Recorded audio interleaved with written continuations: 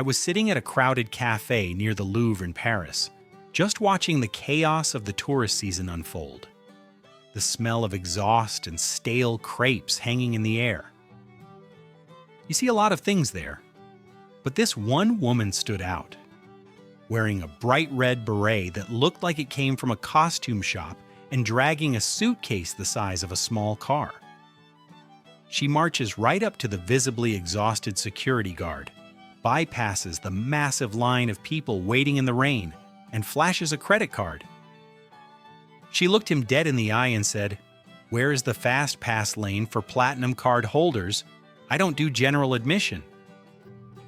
The guard didn't even blink, just slowly pointed to the back of the line 3 blocks away.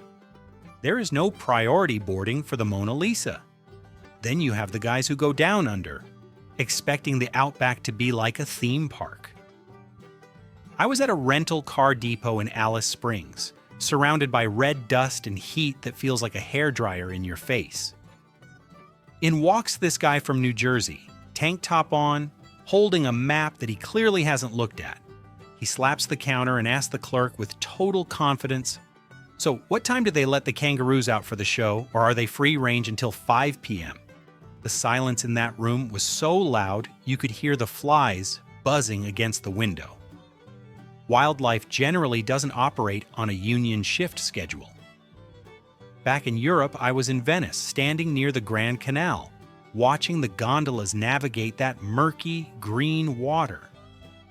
A father in cargo shorts and New Balance sneakers was staring at the water with a look of pure logistical disgust. He turns to his wife, gestures at the centuries-old waterway, and says loud enough for the gondolier to hear, "I just don't get why they don't drain this swamp and pave a nice loop road for cars." The gondolier looked like he was about to capsize his own boat out of spite. Some people look at history and just see a missed opportunity for a parking lot. I'll be honest, the beer halls in Munich, Germany, are usually where the history confusion happens. I'm sitting at one of those heavy wooden tables nursing a liter of beer when a loud businessman in a suit sits down next to me. He looks around at the architecture, the painted ceilings, the servers in traditional dress, and he's skeptical. He grabs the waitress's arm as she passes and asks, "Is this place actually old, or is it just Disney old?" She just slammed his beer down on the table without making eye contact. Asking a German if their history is a theme park is a bold strategy for getting service. Spain is a whole other beast because the clock works differently there. I was in Barcelona trying to get a drink at a restaurant around 7:30 p.m., which is basically breakfast time for the locals. A hungry American family walks in, the dad looking like he hasn't eaten in weeks. He sees the staff setting up tables and yells across the empty room, "Why is the kitchen closed? It's basically bedtime." The waiter just continued eating his own staff meal, completely unbothered. The Spanish digestive schedule waits for no man's stomach. You'd think language wouldn't be an issue in the UK, but you'd be wrong. I was waiting for a train at King's Cross in London, watching the commuters rush by. A college kid with a massive backpack stops the station attendant, looking genuinely panicked. He pulls out his wallet and asks, "Do I need my passport to take the train into Scotland this afternoon, or is it domestic?" The attendant just let out a sigh that sounded like a deflating tire. Maps are apparently harder to read when you assume every border requires a checkpoint. Switzerland is where the money entitlement really shines. I was at a mountain cafe in the Alps, staring at the Matterhorn, sipping a coffee that cost more than my first car. A guy with a flashy watch and a loud voice tries to pay. He waves a $20 bill at the cashier and says, "Can I just pay in freedom bucks?" It's stronger than whatever franc stuff you use anyway. The cashier just pointed to the card terminal without saying a word. The Swiss banking system does not care about your exchange rate optimism. It happens in Australia too, especially with the weather.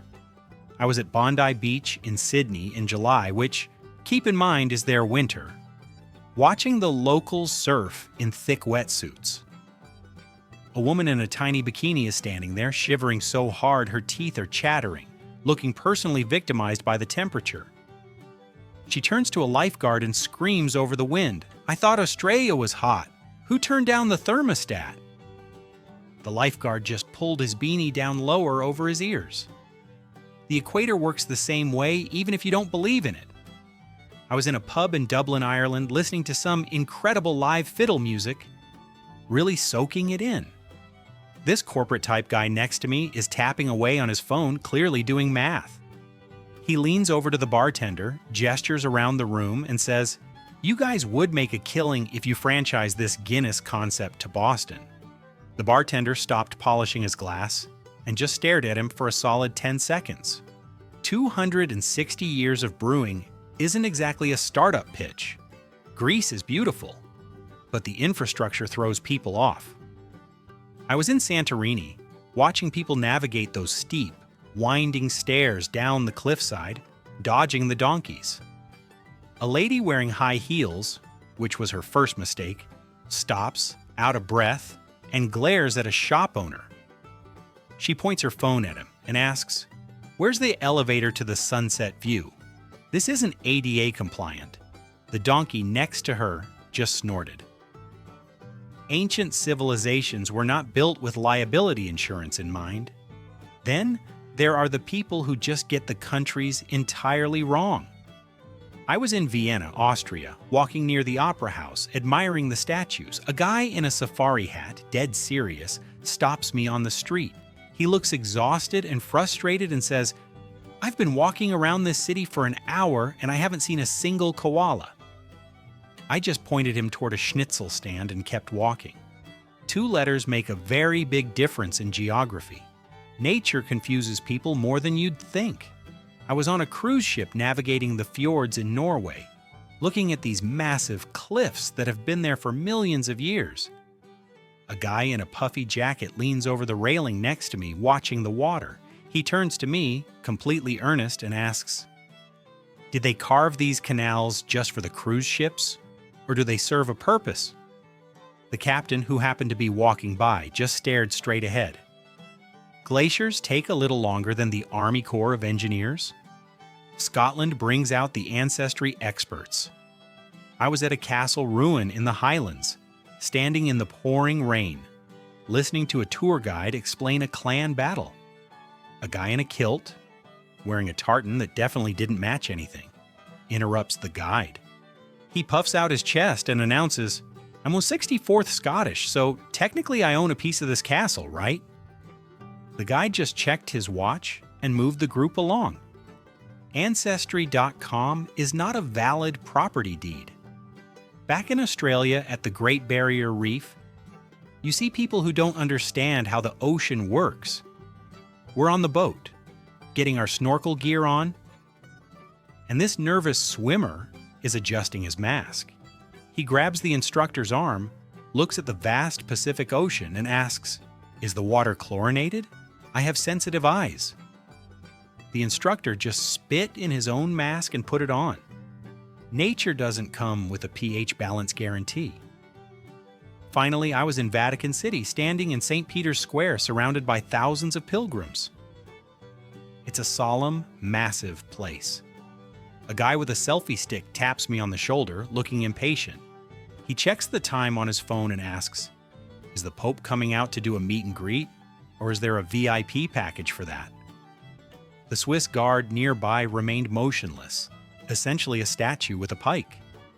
The Pontiff generally doesn't do backstage passes.